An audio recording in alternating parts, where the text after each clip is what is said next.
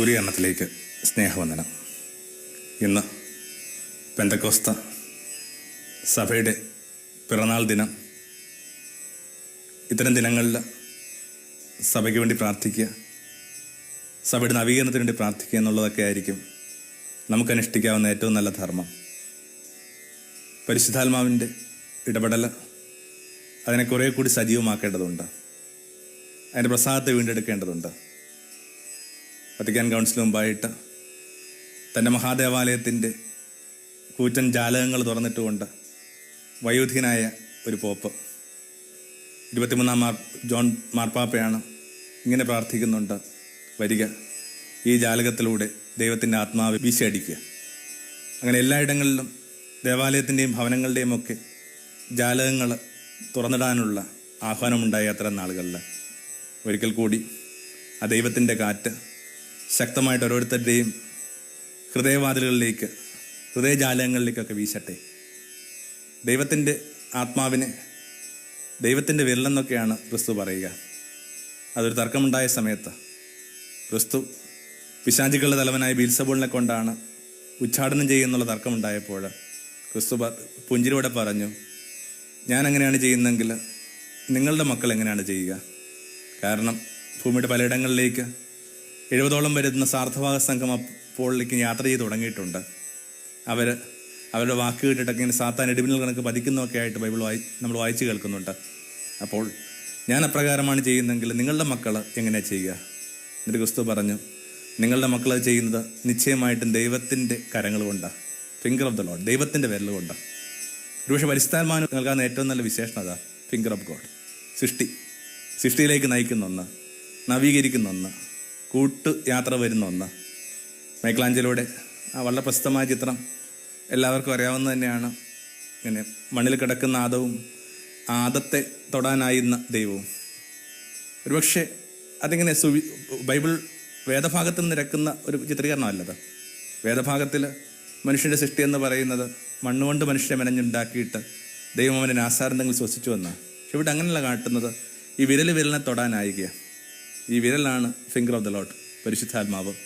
ജീവൻ തരുന്ന, ശക്തി തരുന്ന, പ്രചോദനം തരുന്ന ആ ഭാവാത്മകമായ എല്ലാ ഇടപെടലുകളെയും വാസ്തവത്തിൽ പരിശുദ്ധാത്മാവിൻ്റെ ഇടപെടലായിട്ട് തന്നെ നമ്മൾ വ്യാഖ്യാനിക്കേണ്ടത്. 9 ദിവസത്തെ പ്രാർത്ഥനയ്ക്ക് ഒടുവിലാണ് സംഭവിക്കുന്നത്. നമുക്കറിയാം, സ്വർഗാരോഹണത്തിനും പെന്തക്കോസ്തയ്ക്കും ഇടയിൽ ഇങ്ങനെ ഏകദേശം 9 ദിനങ്ങളുണ്ട്. നൊവേന എന്ന് പറയുന്ന സങ്കല്പം പോലും ആരംഭിക്കുന്നു ഇവിടെ നിന്ന്. അതിനു മുമ്പൊക്കെ ഇങ്ങനെ റോമൻ കൾച്ചറുകളിലൊക്കെ ഇങ്ങനെ 9 ദിവസം ഒരുമിച്ച് പ്രാർത്ഥിക്കുന്ന ഒരു രീതിയൊക്കെ ഉണ്ടായിരുന്നു മറ്റ് രീതികളിലൊക്കെ. പക്ഷെ ഇങ്ങനെ ഒരു ഏകാഗ്രതയോടുകൂടി, ഹൃദയൈക്യത്തോടു കൂടി ഒരേ സ്ഥലത്ത് ഇങ്ങനെ ഇരുന്ന് 9 ദിവസം പ്രാർത്ഥിക്കുന്നതിന് ഇപ്പം വളരെ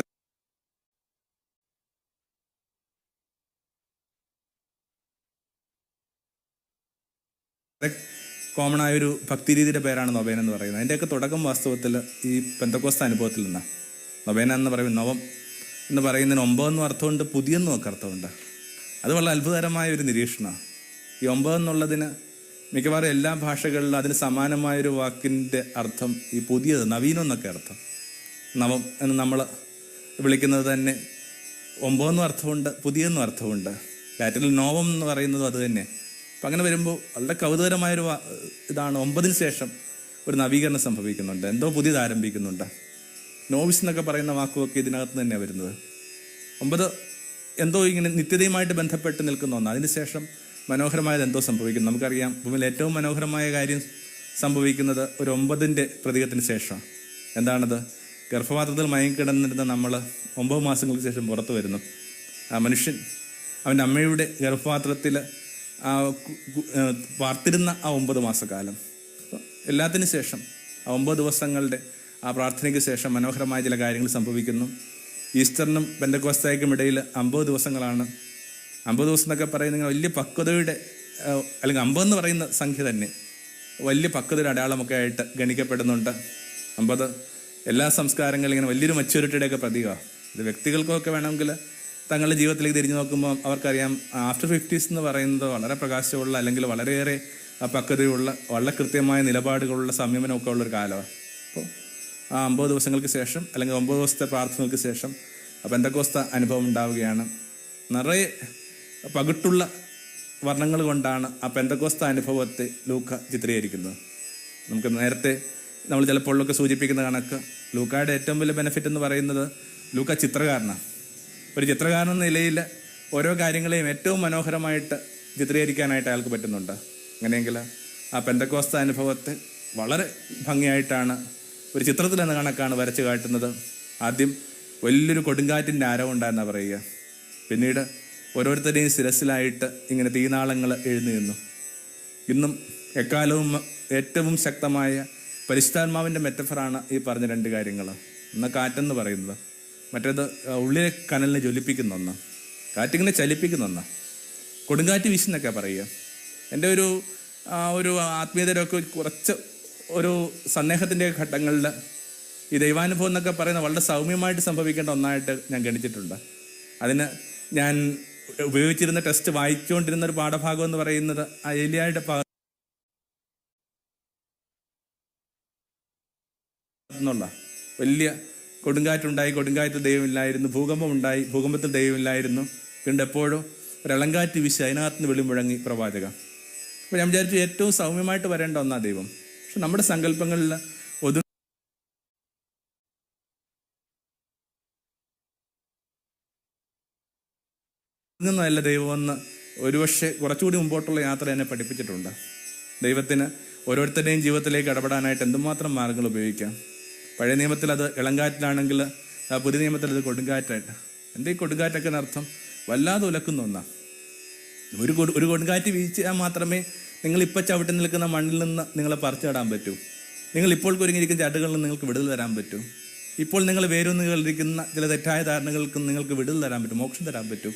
അപ്പോൾ ശക്തമായ കൊടുങ്കാറ്റ് വീശിയ ഒരുപക്ഷെ ഈ ഒരു കൊടുങ്കാറ്റിൻ്റെ അഭാവം കൊണ്ടൊക്കെ ആയിരിക്കണം നമ്മൾ മീഡിയമൊക്കെ ക്രിസ്ത്യാനിറ്റി എന്നുള്ള പോട്ടെ, തണുപ്പോ ചൂടോ ഇല്ലാത്ത ക്രിസ്ത്യാനിറ്റി എന്നുള്ള പോട്ടെ, ആ തണുപ്പോ ചൂടുള്ള ജീവിതം പോലും നയിച്ചുകൊണ്ടിരിക്കുന്നത്. അപ്പോൾ എന്തോ ഒന്ന് വീശേണ്ടതുണ്ട്, അല്ലെങ്കിൽ വല്ലാതെ സ്റ്റാഗ്നൻ്റ് ആയിട്ട് ജീവിതം നിന്ന് പോകും. അതുകൊണ്ടൊക്കെയാണ് നമ്മുടെ അറിവുകൾ കൊണ്ട് നമുക്കിങ്ങനെ മുമ്പോട്ട് പോകാൻ പറ്റില്ല. വളരെ കൃത്യമായിട്ട് ക്രിസ്തുവിന് അറിയാവുന്നൊരു കാര്യമുണ്ട്, അറിവുകൾ നമ്മൾ രക്ഷിക്കില്ല. അറിവുകൾ നമ്മൾ രക്ഷിച്ചിരുന്നെങ്കിൽ ഒരുപക്ഷെ ഏറ്റവും നന്നായിട്ട് രക്ഷ കിട്ടേണ്ട മനുഷ്യർ അവിടുത്തെ അപ്പോസ്തലന്മാരായിരുന്നു. എന്നിട്ടോ അത്തരം അറിവുകൾ അവരെന്താ രക്ഷിച്ചത്? ക്രിസ്തുവിനെ കണക്ക് ഒരാളുടെ ഗുരുമുഖത്തിരുന്ന് പാഠങ്ങൾ പഠിക്കാനുള്ള ഭാഗ്യമുണ്ടായിട്ട് പോലും നമുക്കറിയാം അറിവിൽ വളരെ അവർ ശിശുക്കളായിരുന്നു. അത് സുവിശേഷമൊക്കെ അവസാനിക്കുമ്പോൾ ഈശോ തിബേരിയസ് കടപ്പുറത്ത് നിന്ന് അവരെ വിളിക്കുന്ന കണക്ക് കുഞ്ഞുങ്ങളെന്നൊരു വാക്കാണ് ഉപയോഗിക്കുന്നത്, ശിഷ്യരെന്നുള്ള വാക്കുമല്ല ഉപയോഗിക്കുന്നത്. അതിനർത്ഥം ഇൻഫൻസാണ്. അപ്പോൾ നമ്മുടെ അറിവുകൾ നമ്മൾ രക്ഷിക്കുന്നില്ല. കോടാനുകോടി മനുഷ്യരോട് നിങ്ങൾ ഒരുപക്ഷെ വലിയ കൺവെൻഷൻ പന്തലുകളിൽ നിന്ന് സകലരോടും ക്ഷമിക്കാനൊക്കെ പറഞ്ഞിട്ട് നിങ്ങൾ ജീവിത പങ്കാളിയോടോ കുറുമ്പ് കാണിച്ച് കുഞ്ഞിനോടോ പോലും പുറക്കാൻ പറ്റാതെയൊക്കെ പോകുമ്പോൾ നമ്മൾ കഠിനഭാരത്തോടെ അറിയുന്നൊരു കാര്യമുണ്ട്, നമ്മുടെ അറിവുകൾ നമ്മൾ രക്ഷിക്കില്ല. അതുകൊണ്ടാണ് വളരെ വ്യക്തമായിട്ട് സ്വർഗാരോഹണത്തിന് മുമ്പായിട്ട് ക്രിസ്തു പറയുന്നത്, പരിശുദ്ധാത്മാവിൻ്റെ ചൈതന്യം വരുന്നവരെ നിങ്ങൾ ജെറുസലേം വിട്ട് പോകരുത്. അത്യുന്നതിൻ്റെ ശക്തി ആവശ്യിക്കുന്നവർ നമ്മൾ ജെറുസലേം വിട്ട് പോകും. അപ്പം ഇങ്ങനെ അറിവിനിണങ്ങിയ മട്ടിൽ വ്യാപരിക്കാനായിട്ട് കർമ്മത്തിലായിരിക്കാനായിട്ടുള്ള ഊർജത്തിൻ്റെ പേരാ പരിശുദ്ധാത്മാവ്. മിക്കവാറും നമ്മുടെ ഒരു പ്രശ്നം ഈ പരിശുദ്ധാത്മാവ് അനുഭവത്തിൻ്റെ അഭാവം തന്നെ. വാക്കിനും കർമ്മത്തിനും ഇടയിലൊക്കെ ഇങ്ങനെ ജീവിതത്തിനിടയിൽ വലിയ അകലം ഉണ്ടാകാൻ കാരണം അതാ. ചെറിയ അകലങ്ങളൊക്കെ നമുക്കിങ്ങനെ കണ്ണടച്ച് കൊണ്ടുപോകാൻ പറ്റും, പക്ഷെ മനുഷ്യൻ ഇത്രയും വലിയ അകലം ഉണ്ടാകുന്നത് എങ്ങനെയാണ്?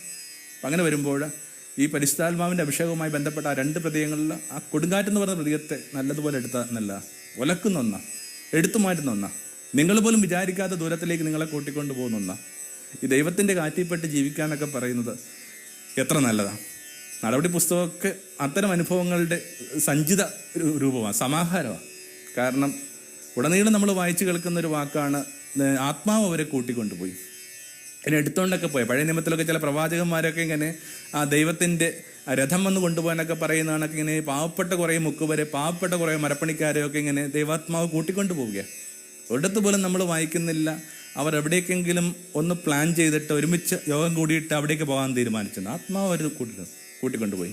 എൻ്റെ അർത്ഥം വെറുതെ ഈ കാറ്റത്തെ ഒരു പട്ടം കണക്ക് അവർ ജീവിച്ചു. കഷ്ടിച്ചൊരു ചരട് മാത്രം കൈവശമുണ്ട്. ഈ പട്ടത്തെ കൂട്ടിക്കൊണ്ടുപോകുന്ന ആത്മാവ്.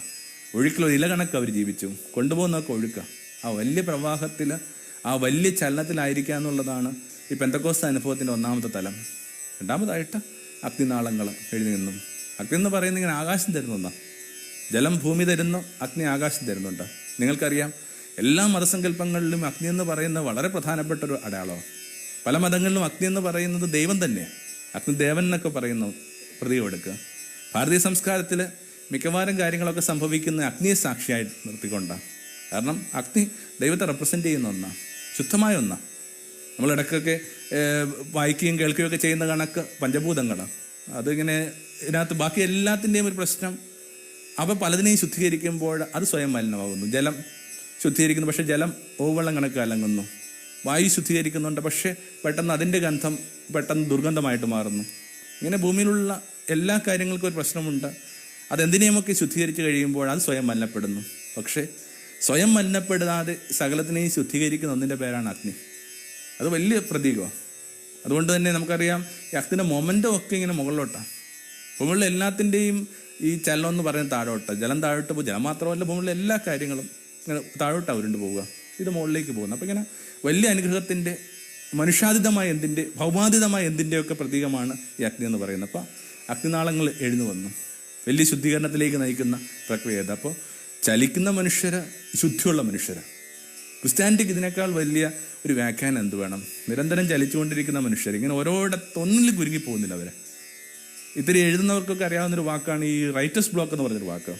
ചിലപ്പോൾ ഓർക്കാറുണ്ട്, 2 കൈ കൊണ്ട് എഴുതുന്ന സമയമൊക്കെ ഉണ്ടായിരുന്നു, പക്ഷെ പെട്ടെന്നൊരു ദിവസം ഒരു വരി പോലും എഴുതാൻ പറ്റുന്നില്ല. അത് നമ്മൾ ഉപയോഗിക്കുന്ന വാക്ക് ഈ റൈറ്റേഴ്സ് ബ്ലോക്ക്. റൈറ്റേഴ്സ് ബ്ലോക്ക് എന്ന് പറയുന്നത് ഇന്നിപ്പോൾ അതിന് എഴുത്തിൽ മാത്രമല്ല പലതിൽ ഉപയോഗിക്കുന്നുണ്ട്. സ്നേഹത്തിൽ റൈറ്റേഴ്സ് ബ്ലോക്ക് സംഭവിക്കുന്നുണ്ട്. ഒത്തിരി സ്നേഹിച്ചിരുന്ന മനുഷ്യർ പെട്ടെന്നൊരു ദിവസം സ്നേഹം നിലച്ചു പോവുക. ഞാൻ കണ്ടിട്ടുണ്ട് ചിലരൊക്കെ ഇങ്ങനെ വാവിട്ട് കരയുന്നത്, എനിക്ക് സ്നേഹം തോന്നുന്നില്ല, ഞാൻ എന്ത് ചെയ്യണം? അപ്പോൾ ഇങ്ങനെ എല്ലാത്തിനകത്തും ജീവിതം പെട്ടെന്ന് സ്റ്റാഗ്നൻ്റ് ആയിട്ട് പോകുമ്പോൾ ചലിപ്പിക്കാൻ ഒരാൾ, ജ്വലിപ്പിക്കാൻ ഒരാൾ.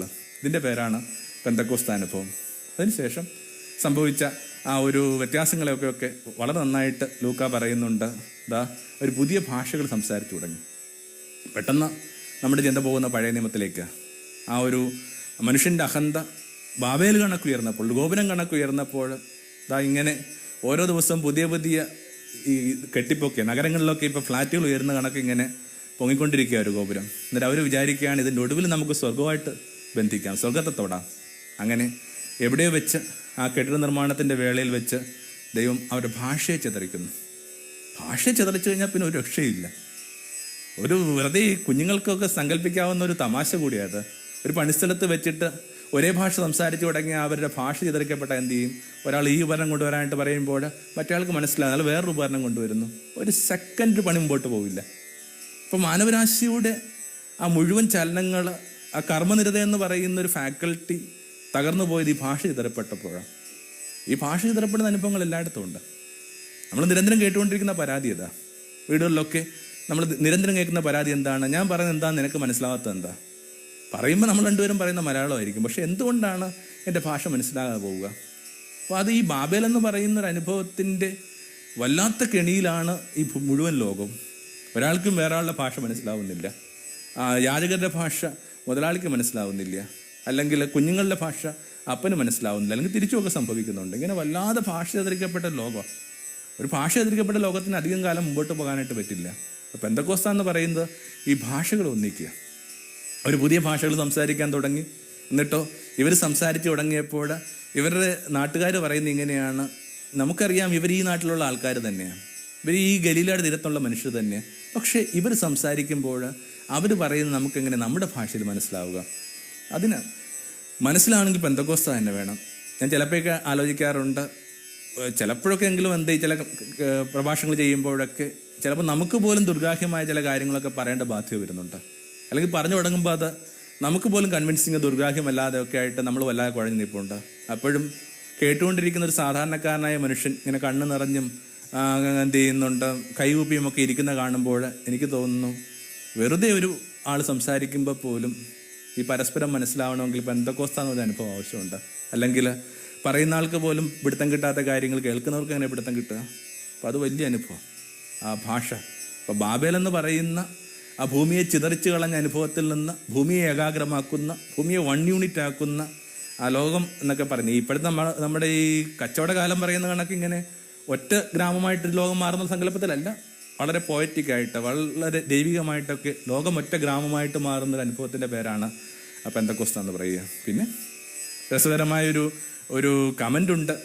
ഇവരുടെ ഈ ഒരു പുതിയ രീതി, പുതിയ ഭാഷ, ഇവരുപയോഗിക്കുന്ന പുതിയ മൂല്യക്രമങ്ങളൊക്കെ കണ്ടിട്ട് ആരോ വിളിച്ചു പറയുന്നുണ്ട്, ഇവർ പുതുവീഞ്ഞ് കുടിച്ചവരാ, ലഹരി പിടിച്ചവരാ. അത് വാസ്തവത്തിൽ നല്ലൊരു കോംപ്ലിമെൻ്റാണ്. വാസ്തവത്തിൽ ഇവർ മദ്യപിച്ചെന്ന അർത്ഥത്തിലൊന്നുമല്ല അവർ പറയുന്നത്, മറിച്ച് ഇവർ കൈമാറാൻ പോകുന്ന ഈ പുതുവീഞ്ഞെന്ന് പറയുന്നത് നമുക്ക് പരിചയമില്ലാത്ത വീഞ്ഞ. ഇതിനു മുമ്പൊക്കെ ക്രിസ്തു തന്നെ ഇത് ഉപയോഗിക്കുന്നുണ്ട്. ആ പുതിയ വീഞ്ഞ് പഴയ തോൽക്കൂടത്തിൽ സൂക്ഷിക്കാൻ പാടില്ലെന്ന് പറഞ്ഞുകൊണ്ട് ക്രിസ്തു ഭൂമിക്ക് കൈമാറിയ ആ ദൈവാനുഭവത്തിൻ്റെ പേരാണ് പുതുവീഞ്ഞ്. എന്താ പുതുവീഞ്ഞിൻ്റെ പ്രത്യേകത? അതിങ്ങനെ ഉപാധികളില്ലാത്ത സ്നേഹമാണ്, വ്യവസ്ഥകളില്ലാതെ എന്താ പറയുന്ന പൊറുക്കാൻ പറ്റുന്ന മനുഷ്യരെ, ഇങ്ങനെ ഒരിക്കലും അവസാനിക്കാത്ത കരുണയുള്ള മനുഷ്യരെ, എന്തിനെങ്കിലൊക്കെ വേണ്ടി സഹിക്കാൻ തയ്യാറുള്ള മനുഷ്യരെ, ഇങ്ങനെ എൻ്റർലി പുതിയതായിട്ടുള്ള ഒരു വീഞ്ഞാണ് ക്രിസ്തു ഭൂമിക്ക് കൈമാറിയത്. ആ പുതുവീഞ്ഞാണ് ഈ ശിഷ്യരും കൈമാറാൻ പോകുന്നത്. നിങ്ങൾക്ക് ഒരുപക്ഷെ ഒരു പഴയ സംഭവം കൂടി മനസ്സിലേക്ക് ഓർമ്മ വരുന്നുണ്ടാകും. ഈശോയുടെ ആദ്യത്തെ അത്ഭുതം അതും ഈ വീഞ്ഞുമായിട്ട് ബന്ധപ്പെട്ടതാണ്. വെള്ളം വീഞ്ഞാകുക എന്നൊക്കെ പറയുന്നത് വളരെ കൃത്യമായിട്ട് ഇങ്ങനെ ആത്മപൂരിതമായ ജീവിതം എന്നാണ് എൻ്റെ അർത്ഥം. വെള്ളത്തിന് കുഴപ്പമില്ല, അത്യാവശ്യം കാര്യങ്ങളൊക്കെ നടക്കുന്നുണ്ട്. പക്ഷേ അതിനകത്ത് ഇങ്ങനെ ബബിൾസ് ഉണ്ടാകണമെങ്കിൽ, അതിനകത്ത് ഇങ്ങനെ ജീവിതം തുള്ളിത്തുടിച്ച് നിൽക്കണമെങ്കിൽ, ജീവിതം ഇങ്ങനെ നുരയണമെങ്കിൽ പെട്ടെന്ന് ഈ വെള്ളം വീഞ്ഞായിട്ട് കൺവേർട്ട് ചെയ്യപ്പെടേണ്ടതുണ്ട്. അപ്പോൾ വെള്ളം കൺവേർട്ട് ചെയ്യപ്പെടുന്നത് പോലും ഈ ആത്മപൂരിതമായ ജീവിതമാണ്. അപ്പോൾ ഈ മനുഷ്യരുടെ ജീവിതം കണ്ടിട്ട് അവരുടെ കാലം ഇങ്ങനെയാണ് സാക്ഷ്യപ്പെടുത്തുന്നത്. ഇവർ പുതുവീഞ്ഞ് കുടിച്ചവരെ കണക്കിരിക്കുന്നു.